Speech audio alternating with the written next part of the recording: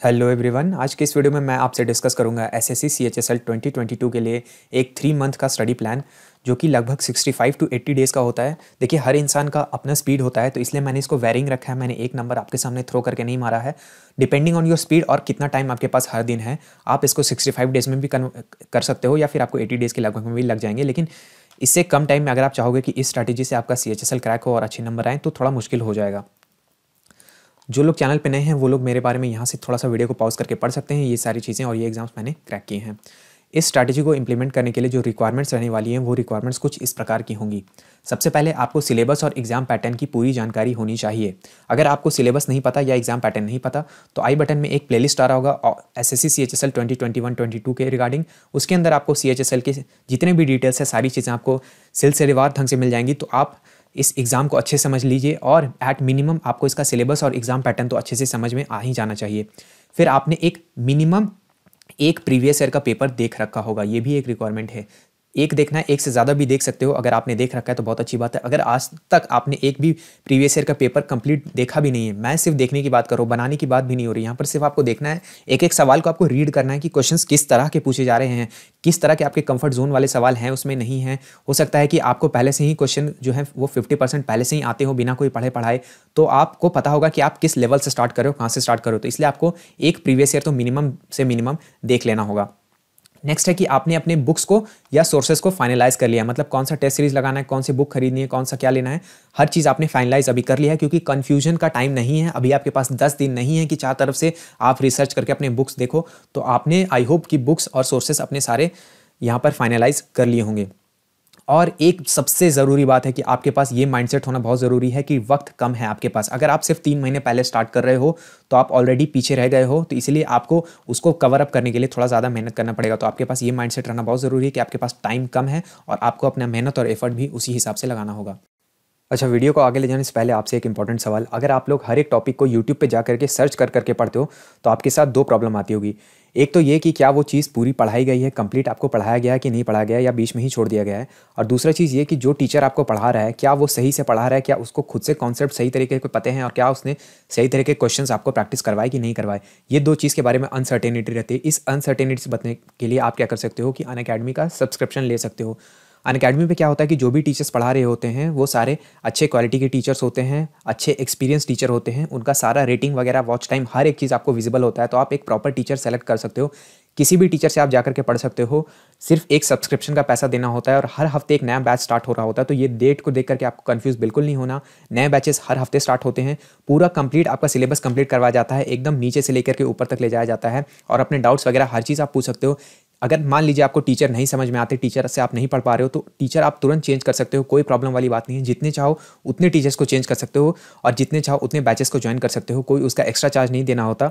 Prices काफ़ी affordable रखे गए हैं, इस चीज़ का ध्यान रखते हुए कि इंडिया के टॉप टीचर्स वहाँ पर पढ़ा रहे होते हैं। लेकिन फिर भी अगर आप इस प्राइजेस को भी नहीं देना चाहते तो इसमें आपको एग्जाम क्लस्टर 10 कूपन कोड लगा लेना है और आपको 10% का और डिस्काउंट मिल जाएगा। यानी कि जो ऑलरेडी अफोर्डेबल प्राइजेस हैं वो और ज़्यादा फॉल कर जाएंगे और टोटल आपको बहुत ही अच्छा डिस्काउंट मिल जाएगा। तो अभी जाइए अनअकैडमी के सब्सक्रिप्शन को लीजिए और इंडिया के बेस्ट टीचर से पढ़िए, क्योंकि इंडिया के बेस्ट टीचर्स कहीं नहीं बल्कि यहीं मिलेंगे।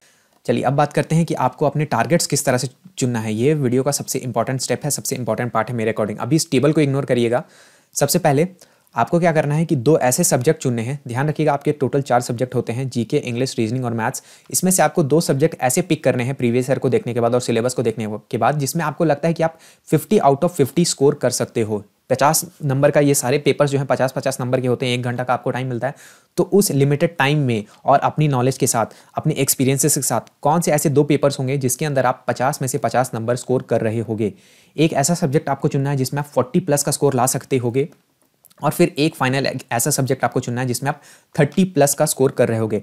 ये सारे सब्जेक्ट्स का चुनाव आपको अपने स्ट्रेंथ और वीकनेसेस का ध्यान में रखते हुए उठाना है। ये नहीं कि ट्रेंड्स क्या चल रही है, दुनिया जहान में क्या चल रहा है, लेकिन हाँ कुछ हार्ड रियलिटीज़ है जिनका आपको ध्यान रखना होगा। हार्ड रियलिटीज़ ये है कि जो जनरल अवेयरनेस है उसमें अगर आप सोचोगे कि मैं 50 ला सकता हूँ तो ये काफ़ी अनरियलिस्टिक असम्पशन है। इम्पॉसिबल कभी कुछ नहीं होता, ये मैं भी मानता हूँ। लेकिन ये काफ़ी अनरियलिस्टिक हो जाएगा, स्पेशली जितना कम टाइम आपके पास है। इसमें आप अगर सोचोगे कि मैं जनरल अवेयरनेस को एक ऐसा सब्जेक्ट लेकर के चलता हूँ जिसमें 50+ आएंगे, तो काफ़ी, माफ़ करिएगा 50 आएंगे, तो काफ़ी अनरियलिस्टिक असम्पशन है। 40+ भी इसमें लाना काफ़ी मुश्किल है, नेक्स्ट टू इम्पॉसिबल है, स्पेशली अगर आपके पास टाइम कम है। तो ये भी मैं सजेस्ट करूँगा कि जीके को आप 40+ वाले के टारगेट में भी नहीं रखें। जीके एक आइडियल 30+ टारगेट वाला कैंडिडेट है, तो आप ये जो सब्जेक्ट है इसको आइडियली आप जीके रखोगे। लेकिन अगर मान लीजिए कि आपका थोड़ा मैथ्स वगैरह वीक है, तो आप इसको 40+ में भी रख सकते हो। इसको अगर मान लो कि आपको मैथ्स वीक है या रीजनिंग वीक है या फिर इंग्लिश वीक है, तो आप जीके को 40+ तक रख सकते हो, लेकिन इसको 50 वाले में कभी मत रखना, काफ़ी मुश्किल हो जाएगा। आप देखो थोड़ा सा हम लोग ऐड कर लेते हैं, तो 50-50 दो सब्जेक्ट का ये 100 हो गया, एक सब्जेक्ट का 40, तो 140 हो गया, फिर एक 30, 170 का टारगेट रख के हम लोग चलने वाले हैं, ताकि एकदम सेफ साइड में रहें और जॉब की लगभग गारंटी रहे। क्योंकि अगर 170 तक आप रॉ स्कोर लाने की अपनी औकात रखते हो और लगभग 5-10 ऊपर नीचे नंबर मान करके चलो 5 नंबर अगर नीचे भी मान ले, तो 165 is a very good score. अगर उतना आप रॉ स्कोर लाते हो तो फिर नॉर्मलाइज्ड होकर आपका ठीक ठाक स्कोर बनेगा, और फिर टियर 2 के बाद लगभग आपकी जॉब की गारंटी रहती है। तो इसीलिए ये एक अच्छा हेल्दी टारगेट हम लोग को लेके चलना, और अपना जो एफर्ट आप डालोगे इसी हिसाब से डालोगे। कौन से सब्जेक्ट में आप 50-50 के टारगेट करो। मान लो कोई एक किसान है जिसने टारगेट लगाया कि मुझे रीजनिंग और मैथ्स में 50 ठोकने हैं, तो रीजनिंग और मैथ्स को उसको वैसा ही एफर्ट और टाइम देना होगा। अगर किसी का टारगेट है कि हाँ मुझे इंग्लिश में 50 लाने, तो इंग्लिश को उसको उस तरह का टाइम, एफर्ट, वैसी शिद्दत से उसका तैयारी भी करना होगा, और उसको ये मेक श्योर भी करना होगा कि इंग्लिश उसके कंफर्ट जोन में आता। अगर इंग्लिश उसके कंफर्ट जोन में नहीं है, फिर भी वो टारगेट करा कि नहीं मैं 50 नंबर इंग्लिश में ले आऊँगा, तो ये एक गलत बात हो जाएगी। तो आपको अपना कंफर्ट जोन टारगेट उस तरह से डिसाइड करना है कि वो आपके साथ अच्छे से उसका तालमेल बैठे। चलिए नेक्स्ट बात करते हैं द परेटो प्रिंसिपल के बारे में। परेटो प्रिंसिपल बेसिकली क्या कहता है, ये सारी चीज़ें वीडियो के लिए यूजफुल हैं, इसलिए आप स्किप करके मत देखिएगा, पहले इस चीज़ को समझ लीजिए। परेटो प्रिंसिपल क्या बोलता है कि जो भी आप लाइफ में चीज़ें अचीव करते हो, तो 80% जो आपके आउटकम्स होते हैं या फिर जो कॉन्सिक्वेंसेस होते हैं, वो 20% आपके एफर्ट डालने से होते हैं। मतलब क्या है कि जो 80% नंबर आप मार्क्स जो उठा रहे होंगे, 80% नंबर हमारे केस में क्या हो गया 160 मार्क्स, वो 160 मार्क्स सिर्फ आपके 20% ऑफ सिलेबस से आ जाएगा।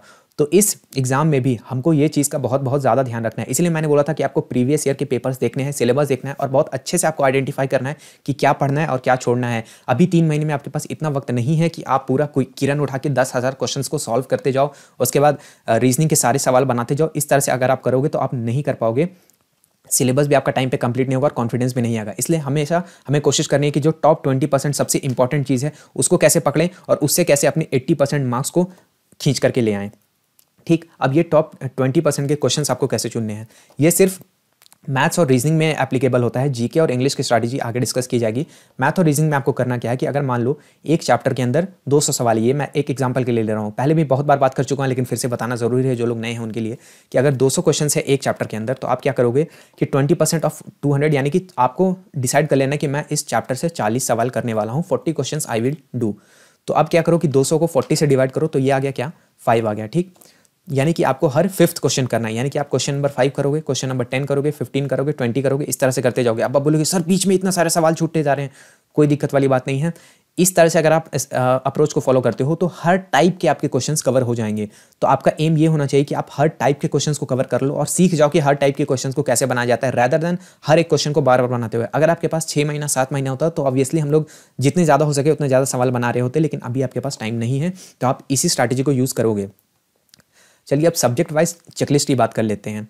देखिए मैथ्स में आपको क्या करना है, 20% ऑफ क्वेश्चंस करने हैं आपके। जो भी बुक आपने डिसाइड किया है अभी तक, या तो आपने किरण को पिक किया होगा या फिर आपने राकेश यादव को पिक किया होगा, दोनों में से जिसको भी आपने पिक किया है उसमें से आपको 20% क्वेश्चन करने हैं। यानी कि रफली अगर मान लीजिए 10,000 क्वेश्चन माने जाएँ तो 2,000 क्वेश्चन आपको मैथ्स के लगाने हैं, और सारे लगाने हैं सारे एग्जाम्स के, मतलब CGL MTS किसी भी एग्जाम को छोटा या बड़ा नहीं समझना है। हर एक क्वेश्चन उसी प्रिंसिपल को फॉलो करते हुए हर एक चैप्टर में आप जाओगे, जितने सवाल है उसका 20% निकालोगे, उसको टोटल नंबर क्वेश्चन से डिवाइड करोगे, और उस तरह आपको क्वेश्चंस को पिक करते हुए मैथ्स की प्रैक्टिस करनी है। कॉन्सेप्ट्स भी आपको देखने होंगे। कॉन्सेप्ट्स कब देखोगे, यहाँ पे ध्यान रखना, एक एक चीज़ आपको नहीं पढ़नी है। हर एक चीज़ जो दिया हुआ है, हर एक चैप्टर आपको नहीं पढ़ना है। हर किसी भी कॉन्सेप्ट को शुरुआत करने से पहले या किसी भी चैप्टर को शुरू करने से पहले आपको ये देखना है कि क्या ये चीज़ें मुझे पहले से आती है, क्या मुझे स्कूल में पढ़ा हुआ कुछ चीज़ याद आ रहा है, क्या रेशियो प्रोपोर्शन मैं थोड़ा थोड़ा जानता हूँ। अगर आपको लगता है कि रेशियो प्रोपोर्शन आपको थोड़ा थोड़ा पता है तो आप क्वेश्चंस बनाने की शुरुआत तो करो पहले। अगर आप क्वेश्चन बनाने की शुरुआत करोगे तो आप देखोगे कि सारे टाइप्स ऑफ क्वेश्चन पे आप नहीं फंस रहे, आप कुछ स्पेसिफिक टाइप में फंस रहे हो। तो सिर्फ उस स्पेसिफिक टाइप के क्वेश्चन को आपको पढ़ना है। कहाँ से पढ़ना है, आप अनअकैडमी से पढ़ सकते हो, आप यूट्यूब से पढ़ सकते हो, आप किसी भी ऐसे सोर्स से पढ़ सकते हो। सोर्स डजंट मैटर, बस ऐसा होना चाहिए कि सोर्स जल्दी से आपका कंप्लीट करवाए और ऑथेंटिक सोर्स हो। ऐसा नहीं कि यूट्यूब में आपको 4 वीडियो देखने पड़ जाएं और फिर चौथे वीडियो में आपको एक अच्छा वीडियो मिले, 3 वीडियो तो फालतू के हो जाए, आपके टाइम बर्बाद कर जाए। तो यहाँ पर आपको टाइम का बहुत अच्छा ध्यान रखना है। रीजनिंग में भी वही चीज़ करनी है, लेकिन 20% क्वेश्चन आप सिर्फ लास्ट 3 ईयर्स के करोगे और उसमें भी जो CHSL 2020 है उसके ऊपर स्पेशल फोकस करोगे, क्योंकि CHSL 2020 में थोड़े टफ किस्म के, टफ तो नहीं कहा जा सकता लेकिन थोड़ा उनका लेवल अपग्रेड हो गया था रीजनिंग के अंदर। रीजनिंग में जैसा क्वेश्चंस हमेशा आया करता था उससे थोड़ा सा ऊपर लेवल का क्वेश्चन आया था। तो 2020 वाले CHSL पे ज़्यादा फोकस करोगे और इसमें भी आपको 20% क्वेश्चंस करने हैं, यानी जितने सवाल हैं सिंपल सी बात है उसका 20% निकाल लेना है और उसको सॉल्व करना है। यहाँ भी आपको कॉन्सेप्ट सिर्फ उन्हीं चैप्टर्स के देखने हैं जिसमें आप ज़्यादा फंस रहे हो। मान लो कि अगर कोई ब्लड रिलेशंस में ज़्यादा फंस रहा है तो वो सिर्फ और सिर्फ ब्लड रिलेशंस के कॉन्सेप्ट देखेगा। अगर किसी को सीटिंग अरेंजमेंट में प्रॉब्लम आ रही है तो सिर्फ सीटिंग अरेंजमेंट के कॉन्सेप्ट्स को देखना है। कहाँ से देखना है? अनअकैडमी से देख सकते हो, यूट्यूब से देख सकते हो, किसी के नोट से देख सकते हो, किसी बुक से देख सकते हो। सोर्स मैटर नहीं करता एज लॉन्ग एज सोर्स अच्छा हो, लेजिटिमेट हो और कम से कम टाइम में आपकी प्रिपरेशन को करवा दे रहा हो। ये दोनों सब्जेक्ट आप अच्छे से करोगे। मेरे अकॉर्डिंग इन दोनों सब्जेक्ट को ही आपको 50-50 वाला टारगेट लेना चाहिए। मेरा टारगेट तो यही वाला रहता था, तो ये थोड़ा एक कंफर्टेबल रहता है ज़्यादा वैसे लोगों के लिए जिनका थोड़ा सा मैथ्स का बैकग्राउंड है और जो मैथ्स में थोड़े बहुत ठीक रहते हैं उनके लिए। चलिए अब बात करते हैं जनरल अवेयरनेस की। इसमें थोड़ा सा डिटेल्स में बात करना पड़ेगा क्योंकि इसमें ही लोग डर जाते हैं। देखिए जनरल अवेयरनेस, सबसे पहली बात, इस एग्जाम के लिए अथाह समुद्र नहीं है। अगर आप 50 में 50 लाना चाहते हो तभी अथाह समुद्र है। अगर आप एक रियलिस्टिक टारगेट रखते हो कि हाँ मुझे 30+ लाना है या 40+ लाना है, तब ये अथाह समुद्र नहीं है। इसमें कैसे आपको अप्रोच रखनी है ताकि कम टाइम में आपका प्रिपरेशन हो? सबसे पहले जीके के सुपर शॉर्ट नोट्स का PDF पढ़ना है जो कि हमारा है, एग्जाम क्लस्टर का बनाया हुआ है। वो 80 पेजेस के अंदर आपके पूरे जीके को समराइज कर देता है। अगर आपको लगता है कि आप ये नहीं पढ़ सकते, आपको ये पढ़ने का टाइम नहीं, अगर आपके पास कोई और छोटा नोट्स है जो कि लगभग इतने पेजेस का हो तो आप उसको पढ़ोगे। उसको पढ़ने से क्या होगा कि आपको एक बेटर अंडरस्टैंडिंग मिलेगा, एक तरह से आपको ट्रेलर दिख जाएगा कि हाँ क्या क्या चीज़ों की ज़रूरत होती है। ठीक, अब आप क्या करोगे कि CHSL 2020 के 2-3 पेपर्स उठाओगे और उसमें से सबसे इंपॉर्टेंट जीके के टॉपिक्स को आपको पिक करना है चैप्टर वाइज। कि एंशिएंट हिस्ट्री, तो ऐसा नहीं कि पूरा एंशिएंट हिस्ट्री पढ़ेंगे। एंशिएंट हिस्ट्री में हमें देखना होगा कि जैनिज्म बुद्धिज्म से सवाल आते हैं, हमें देखना होगा कि टेम्पल आर्किटेक्चर सवाल आते हैं, हमें देखना होगा कि बुक्स वगैरह से सवाल आते हैं। तो इस तरह से हम लोग टॉपिक को डिफाइन करेंगे, छांट करके लाएंगे। अब आप बोलोगे कि सर ऐसा ज़रूरी थोड़ी कि पिछले साल जो चीज़ आई थी अभी भी उस ट्रेंड को फॉलो किया जाएगा। बिल्कुल सही बात है, लेकिन आपके पास टाइम नहीं है and beggars can't be choosers. इसलिए कृपया करके जो मैं बोल रहा हूं उसको स्ट्रिक्टली फॉलो करिए। अभी आपके पास ज़्यादा दिमाग लगाने का समय नहीं है। अब क्या करना है कि इन इंपॉर्टेंट टॉपिक्स के नोट्स आपको प्रिपेयर करने और मेमोराइज करना है। अब अगर आप बोलोगे कि ये जीके के टॉपिक्स मैं कहाँ से प्रिपेयर करूँ, मुझे थोड़ा सा दिक्कत हो रहा है कि ये टॉपिक्स मैं कैसे छांट करके लाऊं, तो अगर आपको इसके रिगार्डिंग वीडियो चाहिए तो कमेंट में लिख करके बोलो कि हाँ मोस्ट इंपॉर्टेंट जीके टॉपिक्स का मुझे वीडियो चाहिए। हम लोग उसको भी गैदर करके आपको एक टॉपिक वाइज लिस्ट आपको दे देंगे वीडियो के अंदर।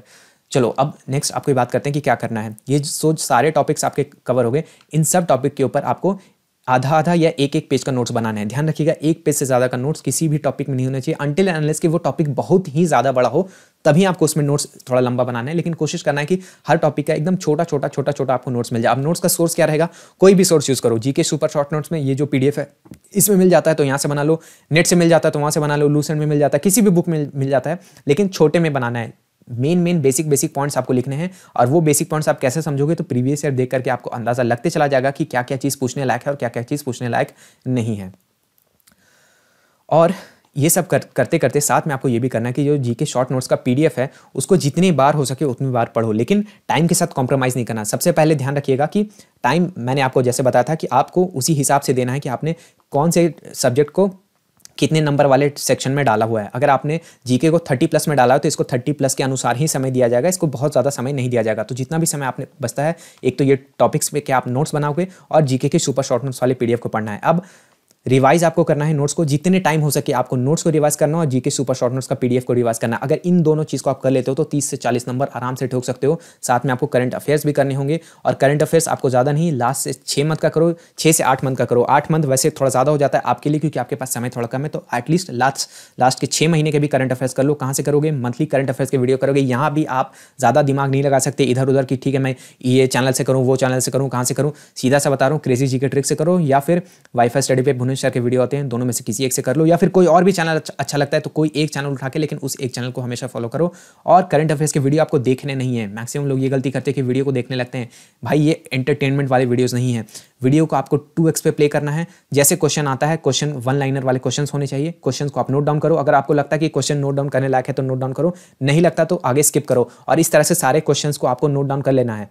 और उसको सीधा रट्टा मार जाना है। इसमें कोई रॉकेट साइंस नहीं है, कुछ एक्स्ट्रा नहीं करना कि मैं समझ रहा हूँ। देखो ये एग्जाम समझने का एग्जाम नहीं है, यूपीएससी का एग्जाम नहीं दे रहे हो, एसएससी का एग्जाम दे रहे हो, तो डिफरेंस को समझो। यहाँ पर कुछ भी समझने वाली चीज़ नहीं है, सीधा है फैक्ट आपको याद करने हैं और एग्जाम में जाकर के सीधे सीधे आपको वॉमिट कर देना है पूरे फैक्ट्स को, और कुछ नहीं करना, रिटेन नहीं करना, कुछ भी समझने वाली चीज़ नहीं है, कोई इंटरव्यू यहाँ कुछ नहीं होने वाला। इसलिए आपको यहाँ पर रट्टा मारना है, और क्योंकि आपके पास टाइम नहीं है तो once again I am saying beggars can't be choosers. Finally English की बात करते हैं। देखो इंग्लिश में पहला आपका गोल रहेगा कि आप 1200 से 1500 नए वर्ड्स ऐड करो अपने वोकैबुलरी में। ये कैसे करना है, तो इसकी एक इंटरेस्टिंग स्ट्रैटेजी वीडियो हम लोगों ने यहाँ पर डाल दी है, आई बटन में, वहाँ से जाकर के देख सकते हो। वो एक सिंपल सा गेम है जिसको खेलते हुए आप 1200 से 1500 वर्ड्स लगभग 1 से 2 महीने में अपने वोकैबुलरी में आराम से ऐड कर लोगे। लेकिन अगर आप उस तरीके से नहीं भी करना चाहते तो फिर आपके पास एक सिंपल सा तरीका है, रट्टा मारो भाई। यहाँ से रट्टा मार सकते हो, वहाँ से रट्टा मारो। अगर आपके पास कोई अच्छा बुक है जिसमें वोकैब दी हुई है, वहाँ से करो। अगर आपके पास प्रीवियस ईयर से वोकैब आपने जुगाड़ कर रखी है तो वहाँ से करो। लेकिन 1200 से 1500 नए वर्ड्स आपको सीखने हैं। इससे आपके सिनोनिम, एंटोनिम, ये सारी चीज़ें अच्छी होंगी। साथ ही साथ आपको 2 न्यूज़पेपर एडिटोरियल या फिर 1 पेज किसी भी अपने फेवरेट नॉवेल का, अंग्रेजी नॉवेल का, या फिर 2 कॉम्प्रिहेंशन या क्लोज टेस्ट के सवाल रोज करने हैं। ये तीनों की तीनों नहीं, इसमें से कोई एक चीज़ करो। या तो आप 2 न्यूज़पेपर के एडिटोरियल पढ़ लो, 2 पेज एडिटोरियल नहीं पढ़ना, 2 एडिटोरियल सेक्शंस पढ़ने, यानी 2 पैराग्राफ होता है, 2 एडिटोरियल के सेक्शंस होते हैं, उनको पढ़ो। 1 पेज नॉवेल पढ़ो या फिर 2 कॉम्प्रिहेंशन या क्लोज टेस्ट का सवाल लगाओ। ये रोज आपको डेली करना है। इससे आपके रीडिंग कॉम्प्रिहेंशन वाले जो क्वेश्चन होते हैं या क्लोज टेस्ट वाले क्वेश्चन होते हैं वो काफ़ी अच्छे से बनने लगेंगे। अभी से आपको ये रोज करना है। और अनअकैडमी से आपको जाकर के ग्रामर के कॉन्सेप्ट्स को क्लियर करना है। अनअकैडमी से करो या फिर बुक से भी कर सकते हो या फिर यूट्यूब से भी कर सकते हो। वंस अगेन सोर्स यहाँ पे मैटर नहीं करता। जो भी सोर्स आपको लेजिटिमेट लगे कि प्रॉपर है, हाँ इस टीचर को पढ़ाने की नॉलेज है, उससे समझ लो और अपने ग्रामर के कॉन्सेप्ट्स आपको क्लियर करते जाने हैं। साथ ही साथ आपको गुड नंबर ऑफ क्वेश्चंस बनाने। अब देखो यहाँ पर एक चीज़ का ध्यान रखना, बहुत से लोग ग्रामर में फंस के रह जाते हैं कि जिंदगी भर ग्रामर ही पढ़ते रहते हैं और उसके बाद जब सवाल बनाने की नौबत आती है तो 50 में से उनके आते हैं नंबर 20। ये गलती आपको नहीं करनी कि ग्रामर में हर चीज़ पढ़ूंगा उसके बाद क्वेश्चन करने पर जाऊंगा। नहीं, ग्रामर के आप पढ़ते भी जाओ, क्वेश्चन भी लगाते जाओ। हो सकता है कि ग्रामर आपका कंप्लीट हो भी ना पाए एग्जाम एंड होते होते, डजंट मैटर्स, क्योंकि वोकैबुलरी से भी सवाल आते हैं, क्योंकि स्पेलिंग से भी सवाल आते हैं, क्योंकि क्लोज टेस्ट से भी सवाल आते हैं, कॉम्प्रिहेंशन से भी सवाल आते हैं। तो ऐसा नहीं है कि इंग्लिश सिर्फ और सिर्फ ग्रामर से बिन करके बनता है। ग्रामर में आपने जितना कवर किया उतना, जितना आपके लिए पॉसिबल होता है उतना कवर करो। बुक से करो, अनअकैडमी से करो, यूट्यूब से करो, और गुड नंबर ऑफ क्वेश्चंस आपको प्रैक्टिस करने होंगे। फाइनली टेस्टिंग एंड रिविजन, उसके बाद करूंगा वीडियो को एंड। एक काम आपको करना है कि एक प्रीवियस ईयर के सवाल आपको बनाना है। प्रीवियस ईयर का कंप्लीट पेपर आप सॉल्व करोगे संडे को। जिस भी प्लेटफॉर्म को आप फॉलो करते हो उससे करो, कोई डजंट मैटर्स। आप प्रीवियस ईयर का पीडीएफ से बनाओ, वो भी मैटर नहीं करता, कहीं से भी बनाओ, सोर्स मैटर नहीं करता, लेकिन प्रीवियस ईयर बनाओ। यहाँ पर आप मॉक टेस्ट बनाने की गलती बिल्कुल नहीं करेंगे क्योंकि आपके पास समय नहीं है। मॉक टेस्ट वैसे भी आजकल की कंपनीज अच्छे से नहीं बना पा रही हैं, तो मॉक नहीं, प्रीवियस ईयर आपको बनाने हैं। प्रीवियस ईयर हर संडे को एक प्रीवियस ईयर आपको सॉल्व करना है, एक से ज़्यादा नहीं, क्योंकि ओवर टेस्टिंग नहीं करनी। बहुत लोग क्या करते हैं कि बस दिन में 2 टेस्ट लगाए, उनका कोई एनालिसिस भी नहीं किया और फिर उनको लगने लगा कि हाँ मेरी बहुत तैयारी हो रही है, सर मैंने तो 100 मॉक लगाया था। लेकिन बेटा उस मॉक से तुमने सीखा क्या था, ये तो बता दो मेरे को। और डेली थोड़ा सा टाइम आप रिवीजन को दोगे, आधे घंटे से 1 घंटा आप कुछ भी रिवाइज करोगे, बस पन्ने पलटोगे। जितने बार आप पन्ने पलटोगे उतना आपका कॉन्फिडेंस बढ़ेगा। और ये एग्जाम कॉन्फिडेंस का एग्जाम है, ये नॉलेज का एग्जाम नहीं है। तो बस हर एक चीज़ आपको ये करनी है कि आपको कॉन्फिडेंस दे, और आखिरी के 10 दिन आप रिवीजन के लिए बचा लोगे। इन 10 डेज में कुछ भी नया मत पढ़ना। जो भी आपने नोट्स बनाए हैं, जो भी क्वेश्चंस को मार्क किया है, जो भी क्वेश्चंस को सेलेक्ट किया है, उनका बस रिवीजन आप कर जाओ। बहुत ही अच्छा एग्जाम जाएगा। और 170 का हम लोग टारगेट लेकर के चल रहे थे। 170 के आसपास हम लोग अगर रह लेते हैं तो बहुत ही अच्छा उसको स्कोर माना जाता है, बहुत ही रिस्पेक्टेबल स्कोर माना जाता है। अनरिजर्व की मैं बात कर रहा हूँ, तो आप एक ठीक ठाक जॉब और एक ठीक ठाक पोजीशन भी ले लोगे। आई होप वीडियो देख करके आपको कुछ यूजफुल इन्फॉर्मेशन मिला होगा। अगर वीडियो आपको यूजफुल लगा तो अपने दूसरे दोस्तों के साथ शेयर जरूर करिएगा। वीडियो को चैनल को सब्सक्राइब जरूर कर लीजिएगा, क्योंकि चैनल में काफ़ी कम लोग चैनल को सब्सक्राइब करते हैं, वीडियो देखने के बाद चले जाते हैं। तो लाइक कर दीजिएगा, सब्सक्राइब कर दीजिएगा। और वीडियो को देखने के लिए आपका बहुत बहुत धन्यवाद। मेरा नाम है ऋषिकेश। जय